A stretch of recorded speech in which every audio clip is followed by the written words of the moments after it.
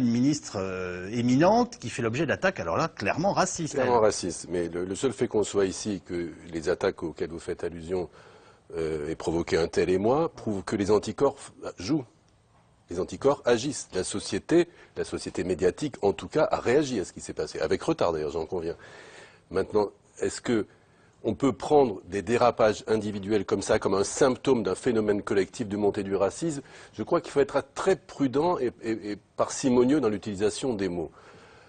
Si on entend racisme au sens où on l'entendait au XIXe siècle, c'est-à-dire tout ce qui est derrière, une théorie racialisante, une vision racialisante de l'humanité avec l'idée d'une hiérarchie des races, je crois que cette idée-là, contrairement à ce qu'on pourrait penser, est en recul en France. Je crois que cette idée est en recul, et d'ailleurs quand on interroge les gens, Patrick Lozès faisait allusion à un sondage, je l'ai sous les yeux, à la question est-ce que vous êtes plutôt un peu, etc., raciste, les plutôt ou un peu, ça fait à peu près 30%. C'est beaucoup.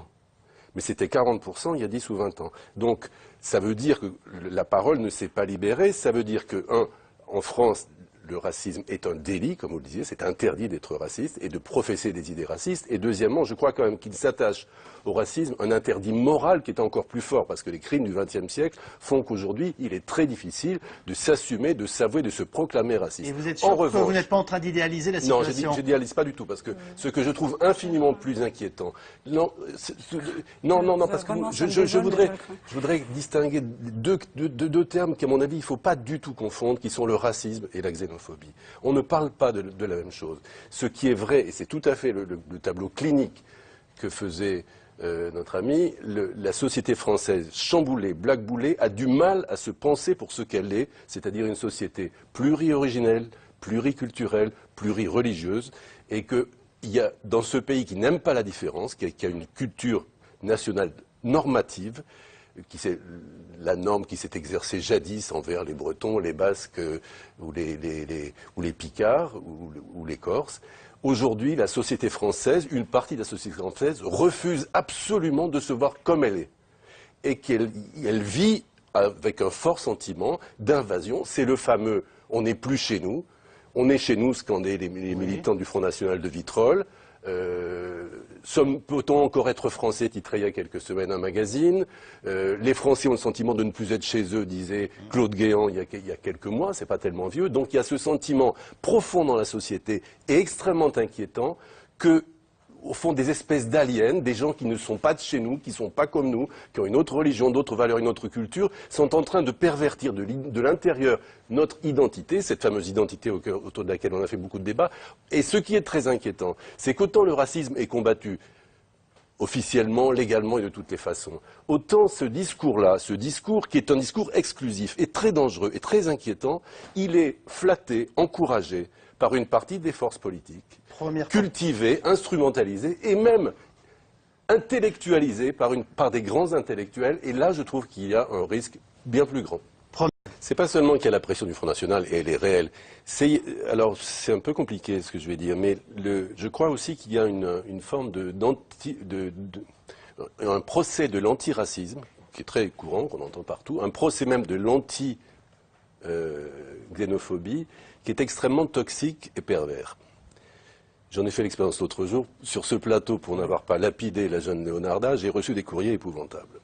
Et le procès est le suivant. Si vous défendez Leonarda, si vous combattez la réalité qui est ce que vivent les Français des milieux populaires, à ce moment-là, vous trahissez le peuple français, vous êtes insensible à la souffrance des Français de France. Oui. Vous, les bobos des beaux quartiers... Oui, on oppose des souffrances. Voilà. Vous, les bobos des beaux quartiers, évidemment, vous n'êtes pas gênés par le voisinage avec les travailleurs immigrés, donc c'est facile pour vous deux, etc. Et c'est un truc qu'on entend aussi bien dans le langage de la rue, qu'on entend aussi dans des travaux savants.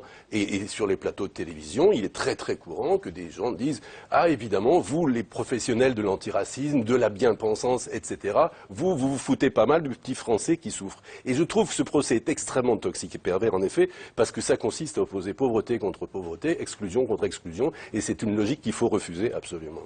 C'est faux? Oui, c'est faux. C'est faux, bien sûr qu'il faut déconstruire déconstruire l'idée. Alors l'idée qui est, mais c'est compliqué parce que alors, je vois comme faire quelques amis qui vont m'écrire. Lorsque vous regardez le sondage, toujours le même, il est absolument passionnant. On devrait l'enseigner dans les écoles. Lorsqu'on demande aux gens est-ce qu'il y a trop d'immigrés en France, c'est très massivement oui. Je crois que c'est 70% ou quelque chose comme ça. Est-ce qu'ils sont de plus en plus nombreux? C'est encore plus massivement oui. Et il y a une question qui est extrêmement dangereuse, c'est est-ce que le fait qu'il y ait trop d'immigrés a une influence négative, rend la vie plus difficile pour des gens comme vous? 70%. 70%. C'est-à-dire que ce lien est fait. Il y a en effet 70% de nos compatriotes qui pensent que le fait qu'il y ait trop d'immigrés leur porte préjudice personnellement. Personnellement, moi, je ne le crois pas. Mais le fait est que c'est cette conviction largement répandue que prospèrent les partis d'extrême droite. Pardonnez-moi si je vous parais angélique, j'insiste beaucoup quand même sur les distinctions qui me paraissent nécessaires. Si le fait, par exemple, d'avoir le sentiment que la société française a trop d'étrangers. 70% des Français le pensent. Si c'est du racisme, alors c'est bien que 70% des Français sont racistes. Non, 70% des Français ne sont pas racistes. La xénophobie est d'abord à des degrés extrêmement divers. Les pratiques discriminatoires que vous évoquez sont réelles. Discrimination au logement, discrimination à l'emploi, elles sont réelles. Elles ne procèdent pas forcément d'un pensée ou d'un impensé raciste. Tout ce qui compose ce fond de soupe dont je parlais tout à l'heure, c'est-à-dire la nostalgie d'une France blanche, catholique, de l'entre-soi, d'une France précoloniale, je dirais. Tout ce qui ravive l'idée que les étrangers, les personnes d'origine étrangère, les immigrés ne sont pas tous en France, ne sont pas en France chez eux. Tout ça qui existe et que je vois comme vous et que j'entends comme vous et qui se manifeste aussi dans les pratiques sociales, vous ne pouvez pas assimiler ça à du racisme purement et simplement. Le racisme, ça veut dire quand même une chose très précise et très violente. Ça veut dire une personne assignée. Ça veut dire assigner une personne génétiquement à ses origines, considérer que à cause de cette raison-là, elle est quasiment infréquentable, qu'on ne peut pas vivre avec elle, ou alors qu'elle appartient à une espèce inférieure. Je suis désolé, je crois vraiment que très peu de Français adhèrent à cette idéologie-là. L'idéologie racialiste n'est pas dominante en France, même si en effet les pratiques discriminatoires sont hélas non. Vous avez envie de tenter de répondre à cette question? Explique quoi? Alors ça, c'est absolument indémerdable. Parce que nous avons un magnifique exemple de construction en miroir. Vous avez en effet une partie de la société française qui a un problème avec l'islam, pour dire les choses simplement, c'est-à-dire que pour les xénophobes, le musulman originaire d'Afrique du Nord est frappé d'une double altérité.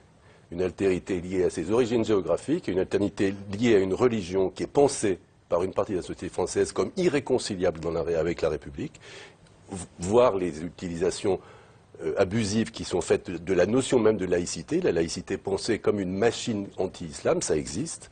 Ce n'est pas évidemment le point de vue majoritaire des laïcs, mais ça existe. C'est Marine Le Pen, autoproclamée championne de la laïcité.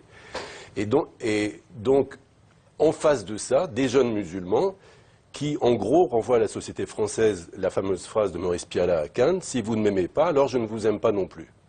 Et qui prend dans l'islam, et quelquefois un islam radical, le chemin d'affirmation de sa propre identité, et je dirais même de sa fierté. Mais je voudrais faire juste un rappel historique. Lorsqu'une population se sent discriminée à l'intérieur de son territoire, oui, lorsqu'elle a le sentiment de ne pas avoir accès à la responsabilité politique, à la visibilité, à la reconnaissance politique, sa révolte passe très souvent par le canal du religieux. N'oubliez pas que tous les meneurs, tous les militants du mouvement des droits civiques aux États-Unis étaient des ecclésiastiques, des révérends, des prêtres, y compris Martin Luther King. Donc la religion comme chemin d'affirmation dans une société où je ne me sens pas reconnu comme citoyen. Comme vous le savez, hein, j'espère que nos téléspectateurs le savent, tous les scientifiques sont d'accord pour dire que la notion de race n'est pas pertinente s'agissant de l'espèce humaine qui forme une seule race. Je crois que là-dessus, il n'y a plus de débat scientifique. Il y a encore 8% des Français qui pensent qu'il y a des races supérieures à d'autres. Mais il y a 10 ans, c'était le double. Voilà.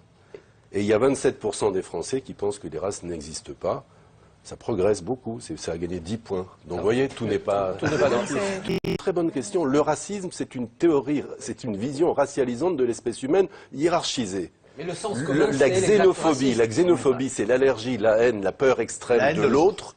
Et l'islamophobie, c'est la la haine de haine, la l'islam. peur de l'islam. Ce ne sont pas des mots interchangeables. Je pense qu'il y aurait un grand tort à les amalgamer, à les prendre l'un pour l'autre.